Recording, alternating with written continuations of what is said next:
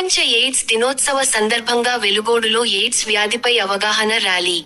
నంద్యాల జిల్లా వెలుగోడు పట్టణంలో ప్రపంచ ఎయిడ్స్ దినోత్సవ సందర్భాన్ని పురస్కరించుకుని వైద్య ఆరోగ్య శాఖ ఆధ్వర్యంలో వైద్య సిబ్బంది విద్యార్థులతో కలిసి స్థానిక ప్రభుత్వ ఆసుపత్రి నుండి మదిన సెంటర్ వరకు అవగాహన ర్యాలీ నిర్వహించారు.